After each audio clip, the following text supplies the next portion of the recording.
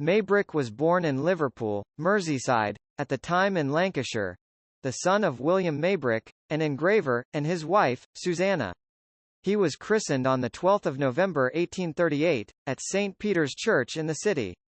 He was named after a brother who had died the year before and was the Maybricks' third of 7 sons. Maybrick's cotton trading business required him to travel regularly to the United States, and in 1871 he settled in Norfolk, Virginia, to establish a branch office of his company. While there in 1874 he contracted malaria, which was then treated with a medication containing arsenic. He became addicted to the drug for the rest of his life. In 1880, Maybrick returned to the company's offices in Britain. Sailing from New York City on 12 March 1880, he arrived in Liverpool 6 days later.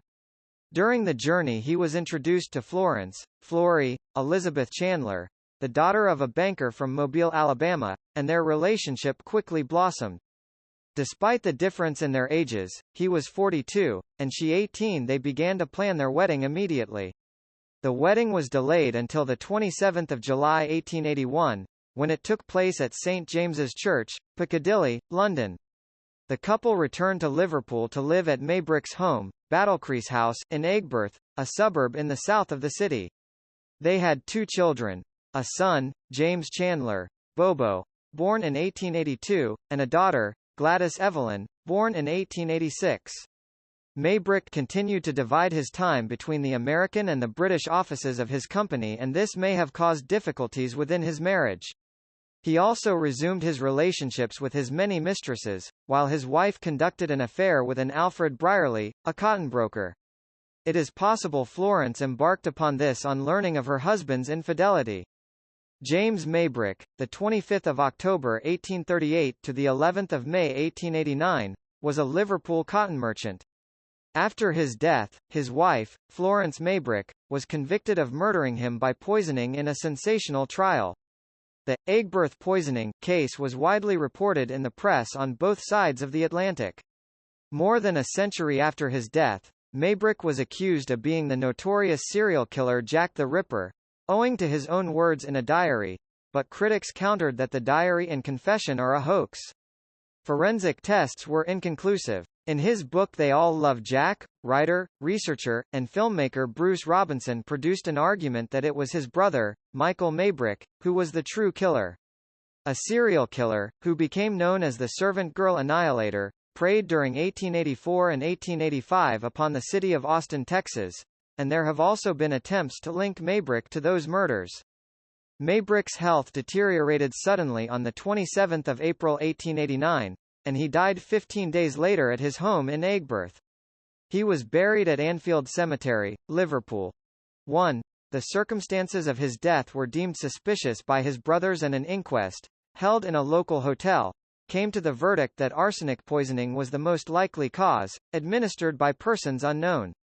Suspicion immediately fell on Florence, and she was arrested some days later. She stood trial at St. George's Hall, Liverpool, and after lengthy proceedings, the fairness of which was the subject of some debate in later years, she was convicted of murder and sentenced to death.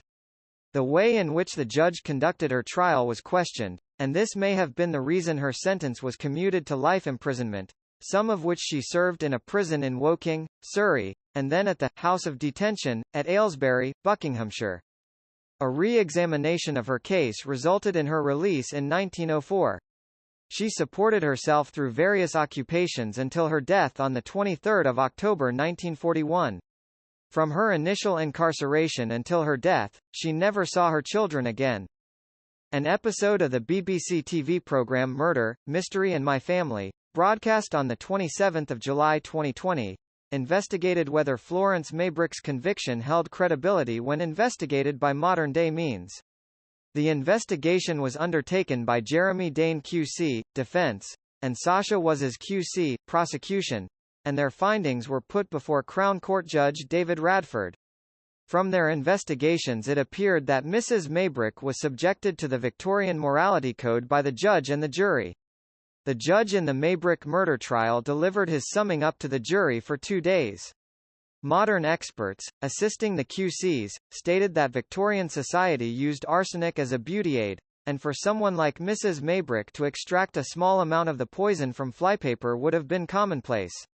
In addition, the arsenic found in James Maybrick's liver was 20 mg and a fatal dose would be more likely 100 mg. It was also discovered that Mr. Maybrick had been self-prescribing medicines. He was taking a large amount of drugs, and only 2 of these drugs did not contain poison. As James Maybrick grew sicker, his brothers insisted that Florence be forbidden access to James. However, he grew yet sicker, and died. A modern-day expert on Victorian society was consulted by the QCs, and was asked whether the admission by way of a letter of a love affair between Mrs. Maybrick and an associate of Mr. Maybrick could in any way be reflected in the judge's summing up, thus prejudicing the jury. After the 2 QCs had informed the modern-day Judge David Radford of their findings and with their expert advice, the Judge David Radford was left to consider the new evidence. Judge David Radford, having considered all the evidence put forward by the QCs, said that the trial judge had presented a case against Mrs. Maybrick based on Victorian attitudes to sexual scandal, and in his 2-day summing up had blindsided the jury into giving a guilty verdict of murder by undermining her character. Therefore, in Radford's opinion, the verdict was unsafe. After their mother's conviction and imprisonment, Maybrick's children James and Gladys Evelyn were taken in by a Dr. Charles Chinner Fuller and his wife Gertrude, and the younger James changed his name to Fuller. James Fuller became a mining engineer in British Columbia. In 1911, at the age of 29, while working at the Leroy gold mine in Canada, he died after drinking cyanide, apparently thinking it was just a glass of water. His sister Gladys went to live in Ryde, Isle of Wight, with her uncle and aunt Michael and Laura, née Withers, Maybrick before marrying Frederick James Corbin in Hampstead, London, in 1912. She died in South Wales in 1971, where the couple lived in their later years. James Maybrick's brother, Michael Maybrick, was a composer who published many pieces and songs under the name Stephen Adams. Good Company is one such example, but by far his best-known work was the hymn, The Holy City. In 1992, a document presented as James Maybrick's diary surfaced, which claimed that he was Jack the Ripper. The diary's author does not mention his own name, but offers enough hints and references consistent with Maybrick's established life and habits that it is obvious readers are expected to believe it is him.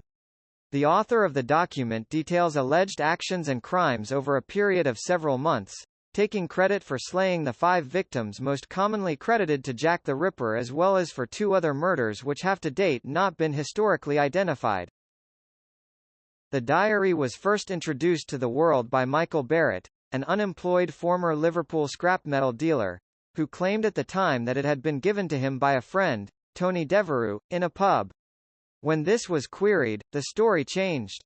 Barrett's wife Anne, formerly Graham, said that the diary had been in her family for as long as she could remember. She had asked Devereux to give it to her husband because he had literary aspirations and she thought he might write a book about it. She had not wanted to tell him her family owned it because she thought he would ask her father about it and relations between the 2 men were strained. It was published as The Diary of Jack the Ripper in 1993 to great controversy. Few experts gave it any credence from the outset, and most immediately dismissed it as a hoax, though some were open to the possibility it might be genuine. Debate was often heated, and one writer notes that the saga of the Maybrick diary is confusing, complicated and inescapably tortuous. Tests carried out on the ink used in the diary produced contradictory findings. The first test, using thin layer chromatography, TLC, revealed the ink contained no iron, and was based on a synthetic dye called nigrosine, patented and commercially available in 1867, and in general use in writing inks by the 1870s. The second TLC test found nothing in the ink inconsistent with the date of 1888, and that the ink contained iron and sodium, but no nigrosine. The third TLC test found nothing inconsistent with the Victorian period. A fourth TLC test was attempted, but could not be carried out. Several tests were carried out to find out whether the ink contained chloroacetamide, a preservative, in an effort to definitively date the ink. According to one source, chloroacetamide was introduced into the Merck Index in 1857, but not used commercially in ink until 1972. In 1995, Dr. Earl Morris of the Dow Chemical Company stated that chloroacetamide has been found in preparations as early as 1857. A fourth test, this time using gas chromatography, found chloroacetamide present, at 6.5 parts per million. A fifth TLC test found traces of chloroacetamide, but this was attributed to contamination from the control. The test was carried out again, and no chloroacetamide was found. Among the investigators were skeptic Joe Nickell and document expert Kenneth W. Rendell. In Rendell's analysis, he was struck that the handwriting style seemed more 20th century than Victorian. He also noted factual contradictions and handwriting inconsistencies. Written in a genuine Victorian scrapbook, but with 20 pages at the front end torn out, he also found this suspect as there was no logical explanation for the purported author to use such a book.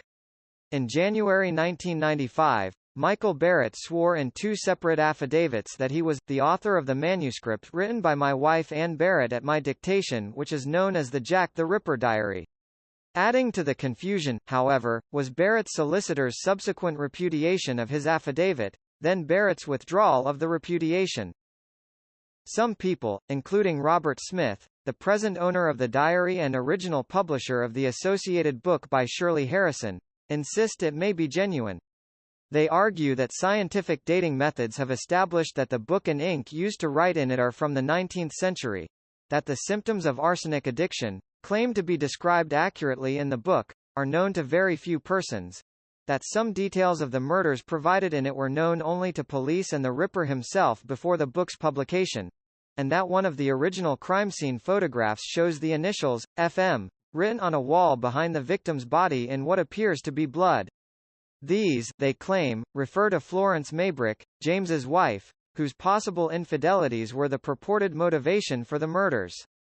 These claims are dismissed by the majority of experts.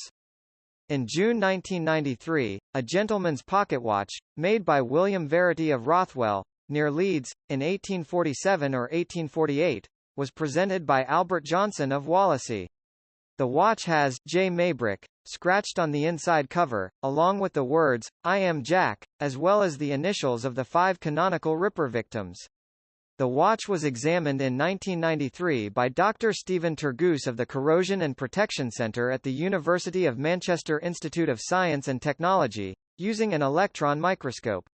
He stated, "On the basis of the evidence, especially the order in which the markings were made, it is clear that the engravings predate the vast majority of superficial surface scratch marks. The wear apparent on the engravings, evidenced by the rounded edges of the markings and polishing out, in places, would indicate a substantial age, whilst there is no evidence which would indicate a recent, last few years, origin. It must be emphasized that there are no features observed which conclusively prove the age of the engravings. They could have been produced recently, and deliberately artificially aged by polishing, but this would have been a complex multi-stage process. Many of the features are only resolved by the scanning electron microscope, not being readily apparent in optical microscopy, and so, if they were of recent origin, the engraver would have to be aware of the potential evidence available from this technique, indicating a considerable skill and scientific awareness." We are at Anfield Cemetery, and guess whose grave we're at? He was killed by his wife, poisoned. His wife's name was Florence. It was known as the Egbert poisoning, and they lived in Liverpool.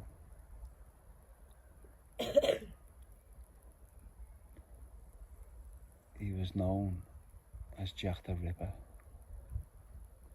James Maybrick.